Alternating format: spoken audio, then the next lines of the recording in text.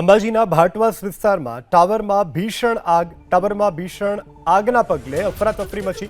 આસપાસના વિસ્તારના લોકો પણ તાત્કાલિક જ ઘટના સ્થળ ઉપર પહોંચી આવ્યા। આગના પગલે ઘર છોડીને લોકો બહાર નીકળ્યા। ટાવરમાં લાગેલી આગથી દૂર દૂર સુધી ધુમાડાના ગોટે ગોટા જોવા મળ્યા। આગને પગલે ફાયર વિભાગે સ્થળ પર પહોંચી મેળવ્યો કાબુ।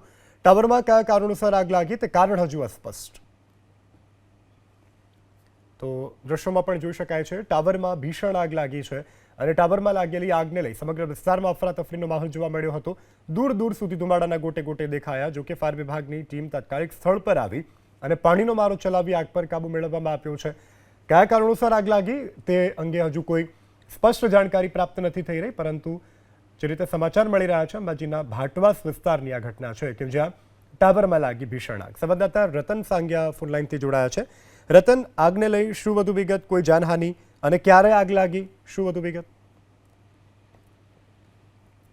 ટાવરમાં ભયંકર આગ લાગી હતી। અંબાજીની અંદર જે ભાટવાસ વિસ્તારમાં છે તેમાં ભીષણ આગ લાગતી સ્થાનિકોમાં અફરાતફરીનો માહોલ। જે મોબાઈલનું ઇલેક્ટ્રિક ટાવર છે અચાનક જે ભીષણ આગ ભભૂકી હતી તેને લઈને આકાશમાં જે કાળા ધુમાડો જે ગોટે ગોટા જે દેખાતા રહીશોમાં જે ફેલાયો હતો ફફડાટ હતી।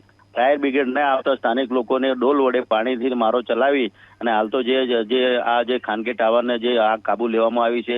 હાલ કોઈ જાનહાની મોટી નથી તે પણ જ્યારે જે આગ લાગી ત્યારે આજુબાજુના ભાટવાસના લોકો જે અફરાતફરીનો માહોલ મચ્યો હતો। જી રતન, સમગ્ર જાણકારી બદલ આભાર।